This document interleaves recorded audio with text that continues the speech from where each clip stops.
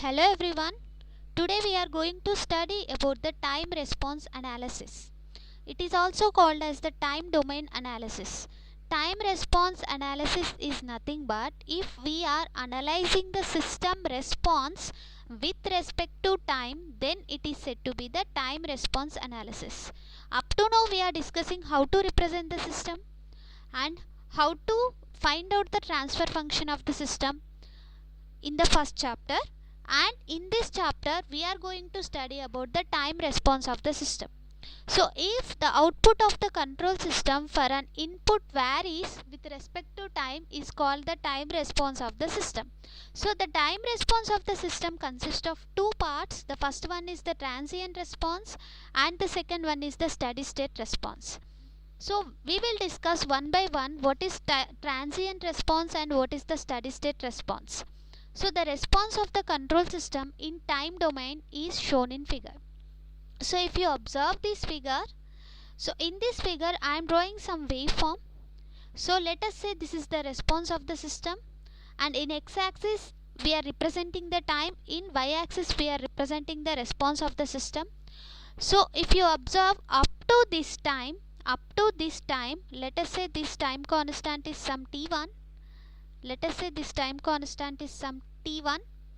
So up to this time the system response varies with respect to time. It is not the constant value. From 0 to t1 the system response varies with respect to time.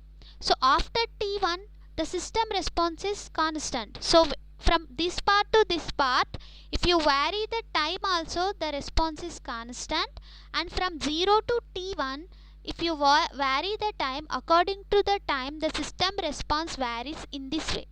So from this part to this part is called as the transient response. The transient response is the response of the system, that is nothing but according to the time the response will varies. And from t1 to t is called as the steady state response. That means according to time the response of the system is not varied, it will be constant. So the time response, we are having the two types of responses. Those are transient response and steady state response. If you the system responses changes with respect to time, then that is called the transient response. If the system response does not change with respect to time, then that is called as the steady state response. So in this figure we are having the both transient and steady states. Those are indicated here.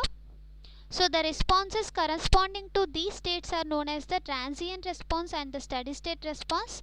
The transient response is represented with the CTR of t, and the steady state response is represented with CSS of t. So in order to understand the time response, I am taking one example.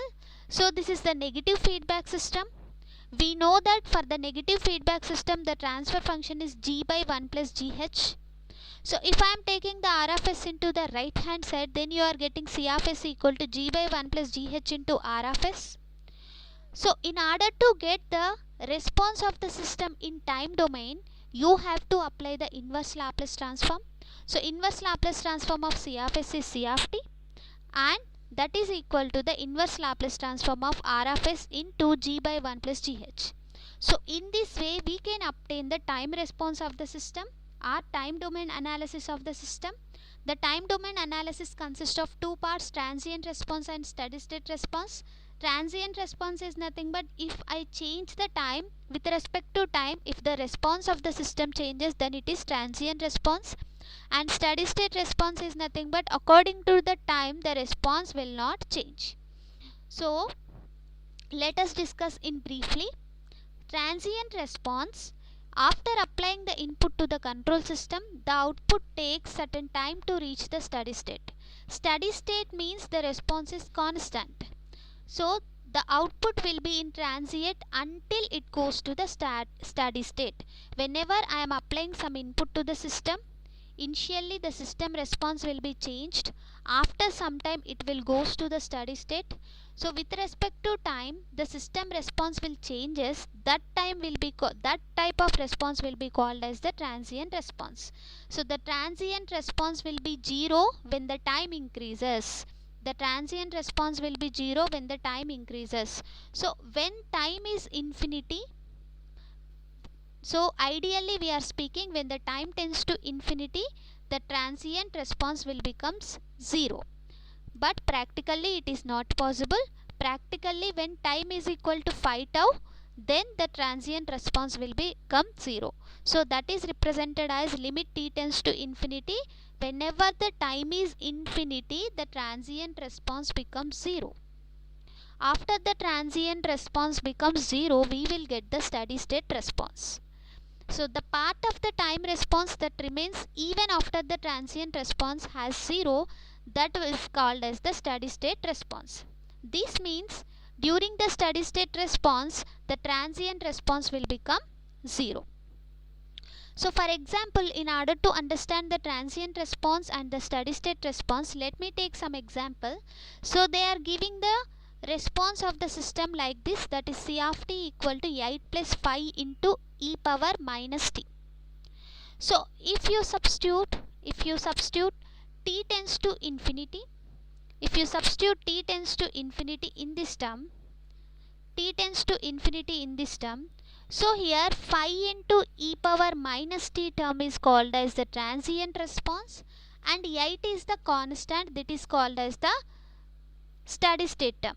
With respect to time, here the 8 value is not changing, but with respect to time, this term 5 into e power minus t value is changing. With respect to time, 5 into e power minus t value changes, but with respect to time, 8 value is not changing. That's why 8 is called as the steady state response, and 5 into e power minus t term is called as the transient response.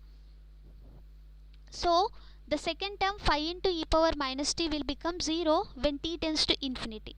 So according to time, the value of this term will changes. That's why it is called as the transient term. According to time, the value of this term, the 8 value will not change. That's why it is called as the steady state term. So in the next class, we will discuss what are the different types of signals. Thank you everyone.